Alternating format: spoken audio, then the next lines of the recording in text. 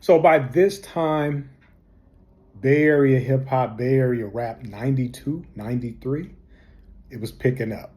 And that will be for maybe the main segments, right, of Friday Night Vibe proper once we start to relaunch. And people say, well, what's the relaunch, brother? A lot of content, a lot of segments. It's me. It's going to be me talking about me for a while, okay? And I'm going to talk to a few other artists along the way, but a lot of the first quarter of 2025 is going to be just my journey, right? A lot of people have hit me up over the years like, oh, we still want to hear from you. We still love your music. But, let's recalibrate. I'm going to reintroduce myself, but do it in a way that's a little more holistic and down to earth and just regular. You know what I mean? Like, we all know, man, rappers can be weirdos, man. It's fucking weirdos. And that's the end of my rant for that. Let me stay on topic. Okay. So, 10th grade, Bay Area hip hop, Bay Area rap, taking the fuck off.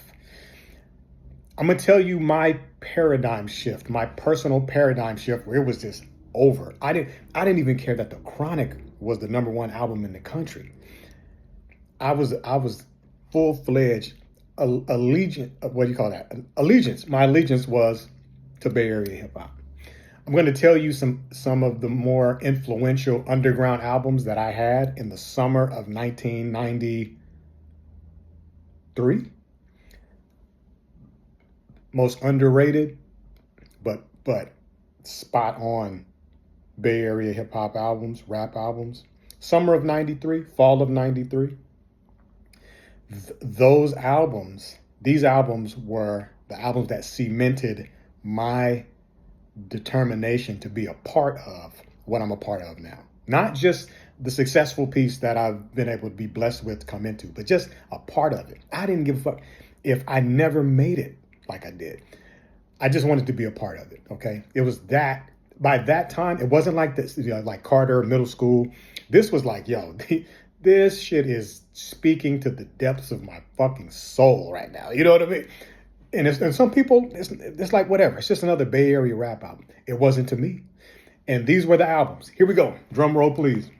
Let me finish this yogurt.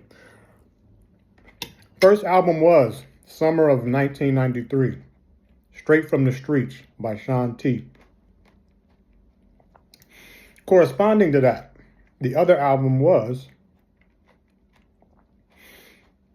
the group album for the group that Sean T was a part of.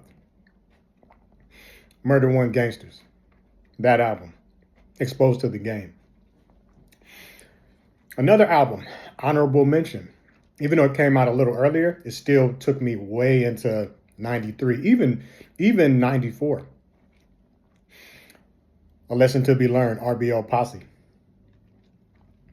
Fall of 1993, going into 94, these three albums, these sealed the deal. Little Bruce, Extra Manish, Selly Sale, Heat for Your Ass. Last but not least, Trying to Survive in the Ghetto, the first compilation from Herm Lewis. Much more after that, but I'm telling you, those were the albums, y'all. So by that time, I'm a rapper. I want to be a Bay Area rapper. I want to be like these guys. How could I forget? I apologize. D-Shot, the shot caller. Here's why. There was a time where, I don't know if you remember this, if you go back far enough, I'm 46, I'm about to be 47. If you go back far enough, you'll know that fall of 93, November, magazines had promotion for an Eazy-E album that never came out. It was called Temporary Insanity. So, I waited for that shit. About to come out. It's gonna be tight, you know what I'm saying? Yeah. That shit never came out. And well, it never came out for me. I didn't know. I didn't see that shit. Somebody got it. Let me know. But so it never came out. I went to the record store. I was pissed. This album was not an album that I wanted to buy, but it came out the same day. And shout out to my boy. I forgot your name, bro. Please don't suplex me off the fucking top rope. Tees Wauzi's MB Mall. You know what MB Mall is? For all you transplants, no disrespect, came to Oakland.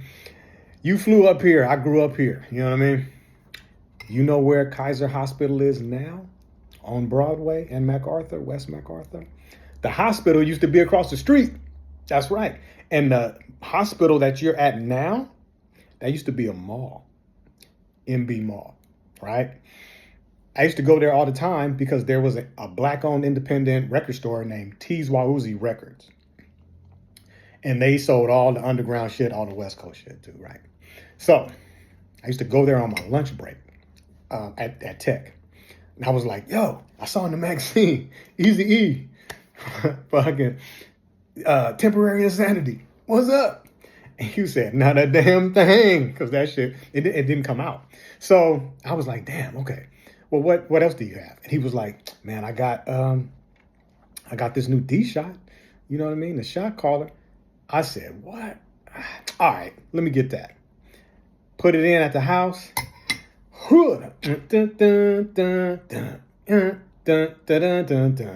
not going to say what the name of that song is. If you really got that album, you're going to know what I'm talking about. First song. Okay, Muggsy, if you're watching this, don't put nothing in the comments. Don't put nothing in the comments. Mugzilla from the Mossy, that's my homie. Don't put nothing in the comments. Let them figure it out. That song, that whole album blew me away. The production from Mike Mosley and Sam Bostic and Studio Tone put together, that was it. Plus all of those albums I just named, I'm a fucking Bay Area rapper now. You know, I don't need this Singleodian anymore, Mom. I want to go to a real live studio. And that's exactly what happened. So around the 10th grade year of me in high school trying to be a rapper and shit, I had a homeboy named Domingo Ballington. Shout out Domingo. And he had a cousin named Vernon Bardell, Big Vern from North Oakland. He stayed at the top of 43rd Street. And he was like, yo, Domingo was like, yo, man, you tight, man. My cousin, you should come to my cousin's studio, man. It's all good. You know what I'm saying? You should do some shit in the studio and everything. I was like, okay, cool. You know what I mean? And I got there and I made a few, I made like 1 or 2 demos. And then Vern introduced me to another guy that was at the studio named Felix. I forgot Felix's name. Forgive me, Felix. And another guy named Jim, right? Now, this is important for many reasons, but I want to put you on to one of the Bay Area's, one of North Oakland's most underrated, talented, Black and Filipino. Because, yeah, that was another thing about me. I just like the fact that these dudes Filipino, and one of them was Black and Filipino like me. I was like, oh, it's on and cracking, And Vern was a good dude, man. I was a latchkey kid. I think he can sense that I was introverted. I was a square, you know what I mean? Like I wasn't trying to be a tough guy. But, I felt like I was surrounded by all these tough guys and shit. But Vern was cool, man. He was cordial. He was nothing like I would imagine him to be, like physical appearance. When I first met him, I was like, damn, this dude kind of swollen and shit. He was cool. Man, he was a good dude, man. Anyway, so Vern introduced me to Felix. His rap name was Felix. And his cousin Jim, his rap name was Jim Bones. And they were a rap group called Licks and Bones. And they had a song called Caught by Surprise, a demo called Caught by Surprise. You're caught by surprise, naturally, caught by surprise. And they were from an area in North Oakland that I don't know if it exists anymore, man. It was a small hood around the corner from Emerson Elementary School called Roachville on 49th Street. Something underground. 49 Roachville is the kick in the compound. Anyway, that was them. And there was a few other artists from that time where they don't get the credit they deserve, man. Like APG, you know what I mean? Yeah, that's right. I'm down with APG. We're only criminals when we want to be. I play an MC just like Nintendo. He can't rap, but he pretends though. MC Ant. I'm at MC Ant and Indian Tone up at up at Vern's spot. But the point is, um, Felix engineered my first ever like real song. I had a song called Give It Up. Vern produced it, right? Coming in once again on the motherfucking microphone. It's the lyrical assassin, so please leave the hype alone and put down the gin and juice. Still getting loose off the beats that Vern produced. No Tech 9 hitting in the bushes. Still, I gotta watch my back for the pushes. That's all I remember of that song. But it was we sampled Bounce Rock Skate by Vaughn Mason. Bounce, don't run skate. And you want to know why I sampled that? Fun fact, Bay Area. Because I wanted to sound like Mac Dre is the name. The original song, not the later on, the one that came kind of later on down the line. The original one where Mac Dre rapped over Vaughn Mason. Something. I forgot the rap specifically, but the one that goes, just a Mac from the town of Vallejo to my young Cuddy Roddy Wags. Yo, what's up, man? I'm getting paid. Mac Dre is the name. That one. So I was like, man, I'm gonna be like Mac Dre. You know what I'm saying? So I sampled it. Well, Vern sampled it. He played some keys over it too. That shit was fantastic. Fun fact: I lost that motherfucker, so I can't even find that shit. I should have been smarter and converted it to CD when we went from cassette to CD, and then from CD to MP3. But you know, if the creator I believe in wants me to find it, I will find it, and you will hear it because I will re-release it.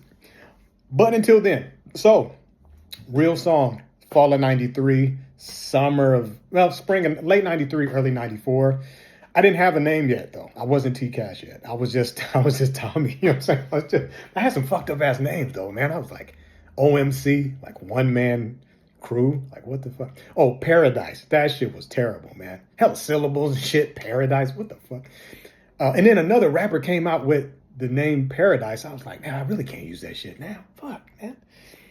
And yeah, so that is where things pivoted for me into becoming a real rapper. But I wasn't as real as I became. Why?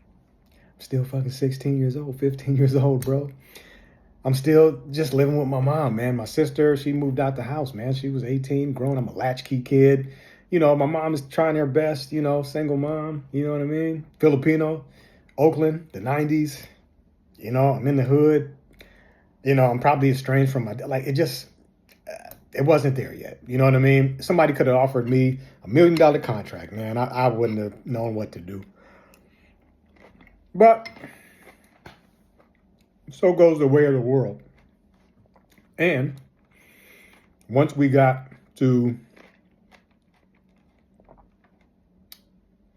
fall of '94, summer of '94, fall of '94, things got really, really different. Television, radio, and rap. And I'll tell you why. In a few more weeks, not too many, maybe a few more days, but we'll stop there. You now know how I became a rapper, just in general. Not T-Cash, though. Not T-Cash.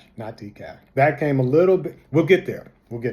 But, you know, I was a kid, 1988, 89. Parents split up. You know, latchkey kid, fat kid. I was a big guy. I weighed a lot. Most of my childhood, man, even to my early adult years. Became this person. But it started somewhere, man. And we're going to talk about a lot. This is just this. I mean, we're just scraping the surface, man. Anyhow, that's the first quarter of 2025. January, February, March. All right. So join me then. I hope these have been informative. Share them. Spread the word. Let people know, like, hey, man, you heard about fucking T-Cash, man? He's talking on fucking shit about how he became a rapper, man. And obviously,